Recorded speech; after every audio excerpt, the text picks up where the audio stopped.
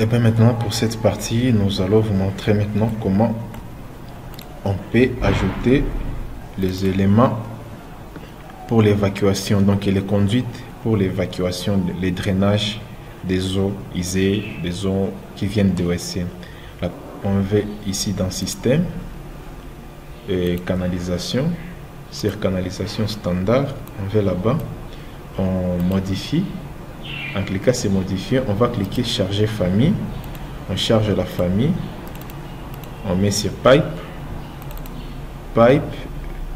fairing, PVC, on met ça, stock. Mais avant tout, il faut faire ça. On doit d'abord dupliquer et nommer ça PVC. On clique. Après maintenant on change ici. Non, pas la taille, mais ici. On change de famille. On va ici PVC, pipe, fairing, PVC, stock type. Je sélectionne tout ça, j'enregistre. Je sélectionne tout ça. J'ajoute. Et voilà. Et puis je vais ici, je vais tout changer. Tu vois ici. Polyvinyl chloride rigid, je vais ici, PVC, je vais ici PVC, PVC, PVC, PVC, là ça reste comme ça, et puis je clique sur OK, voilà, et puis je clique sur OK. Maintenant, nous on dessine le plan des plomberies pour l'évacuation des drainages des eaux vannes en fonction de l'endroit de l'emplacement, par exemple de la fosse septique. Par exemple, si chez nous on s'est dit que notre fosse septique est là, c'est ici que se trouve notre fosse septique, ou soit notre fosse septique est là-bas derrière la maison. Si notre fosse septique est derrière la maison, qu'est-ce qui est? Maintenant, le plan, ça sera comment? Nous allons commencer par la conduite ici, qui peut transmettre de l'eau ici. Donc, la conduite qui peut transmettre, qui peut évacuer les drainages des eaux vannes, donc des eaux qui viennent des toilettes. Je vais ici, je clique ici. Tu vois directement, ça va prendre une conduite de diamètre, d'un grand diamètre. Alors je vais aller ici, je vais mettre PVC, et puis par après on sait très bien, d'après les normes et les standards, c'est toujours les PVC 90 et les PVC 110. Ce sont les tuyauteries qui sont utilisées pour les drainages des eaux vannes, pour qui viennent des toilettes et surtout. Et là-bas, moi je vais mettre 100 par exemple. Et puis par après, il y aura des slopes. Je dois créer des inclinaisons ici. Les valeurs d'inclinaison ici. Je dois créer des angles d'inclinaison et là-bas à 2%. Et puis par après, qu'est-ce que moi je vais faire? Je vais aller ici. Là-bas. Attends. Je vais aller là-bas.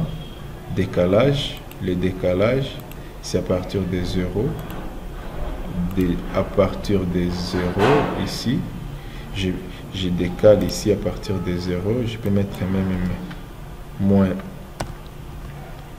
0.2. à partir de là, je fais ça. Il n'existe aucune solution pour l'acheminement, je peux faire ça, non, je fais ça. Non, non du tout. Et là, je peux faire ça. Ok. J'ai fait ça. Je clique là-bas. Ça refuse. Si ça refuse, tu vas ici. Tu changes la coupe ici. Tu vas là-bas. Tu viens ici. Et tu vas là-bas ici. Et de là, tu vois directement, ça te donne la possibilité. Tu vois, ça te donne la possibilité. De là, maintenant tu peux cliquer ici. Et à partir de là, maintenant, tu peux aller où tu veux. Par exemple, là-bas, je clique ici et je vais là-bas. Par exemple, là-bas. Par rapport à mon acheminement. Et puis je vais ici. Je vais où ça m'amène. Je vais faire VG. Pas VG, mais VR. VR. Ici. Visual Range. La profondeur des vues. Je peux mettre même moins 50 pour voir. Voilà. Voilà où ça mène ma tuyauterie. Tu vois, à partir de là, et ça,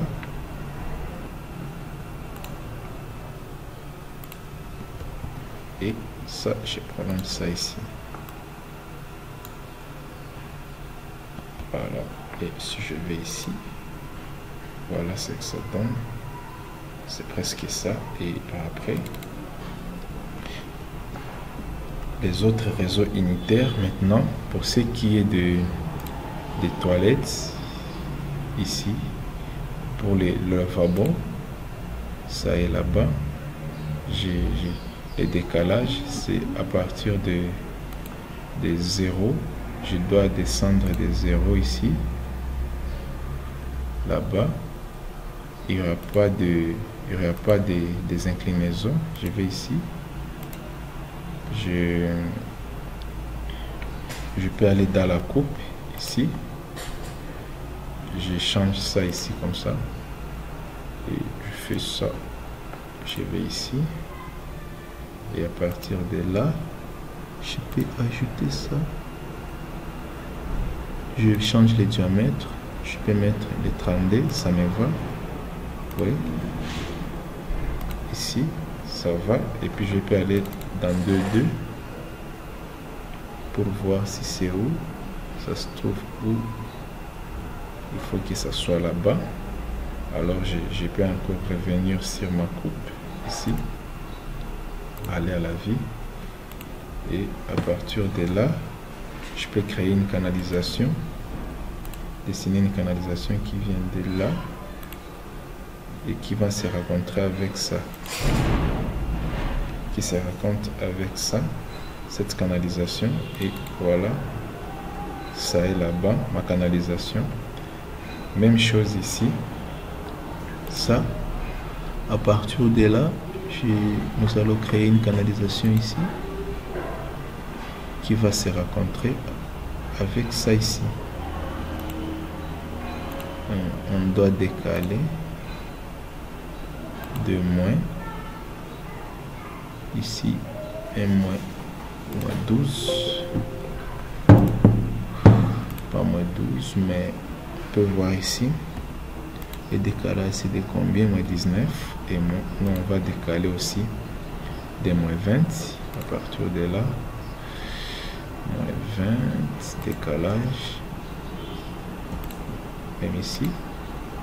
Si ça ne donne pas, on doit aller dans notre coupe ici. Et voilà, on peut faire un clic droit, aller à la vie. Et là-bas, on fait une coupe. On descend comme ça. Et puis, on va aller ici. À partir de là, on peut aller comme ça. Une coupe ici. Là. Et à partir de là, on peut monter un peu. On essaie de faire une petite inclinaison ici.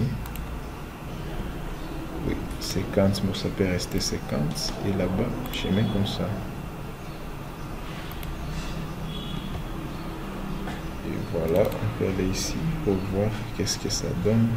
Ah, voilà. On peut changer la destination. On met ça ici. Voilà. Et c'est comme ça. Je viens de relier tous mes éléments. En quelque sorte, c'est un peu comme ça qu'on fait les MAP. Voilà notre réseau de raccordement. C'est comme ça, tu vois. Là, ça fait se raccorder là-bas et ainsi de suite. Et voilà. Et voilà. Donc, c'est comme ça que les raccordements avec Revit MAP se font, tu vois. un réseau unitaire, tous drainés par une seule canalisation qui draine tous ces eaux-là qui viennent des baignoires, des WC ainsi que de notre lavabo et qui va vers l'extérieur. Et voilà, donc c'était un peu de ça dont je voulais parler. Et pour finir, Fitch, et valve, van, pipe, valve, voilà, et pas ça, mais ça c'est mieux, et c'est tout. Et arrivé ici maintenant, vous pouvez maintenant faire des connexions. Par exemple ici, il suffit seulement de réduire le diamètre de votre valve en fonction du diamètre de votre conduite. Ici par exemple, je mets 0.2 par exemple. Arrivé ici, vous voyez directement, ça peut changer. Je peux mettre ici un valve. Je peux mettre ici une valve si je veux, ainsi de suite. Ici, on peut mettre une valve en fonction de la section, en fonction du diamètre de la conduite, ainsi de suite.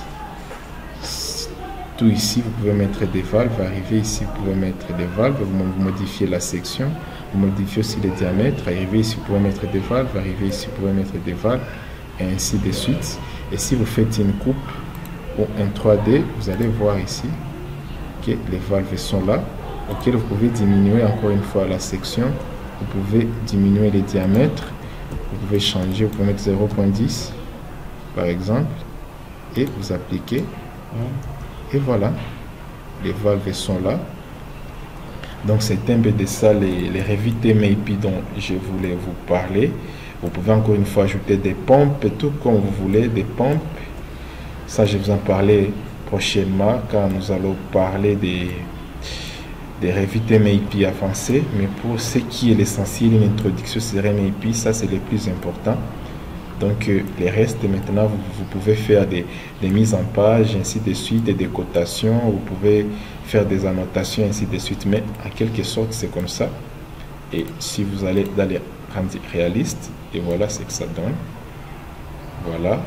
La canalisation, la distribution de l'eau qui vient de là, ça c'est les chaudières qui distribuent l'eau chaude et l'eau froide pour le lave-mains et pour aussi le lavabo et les baignoires. Quant à moi, je vous dis merci. On se retrouve prochainement pour notre session.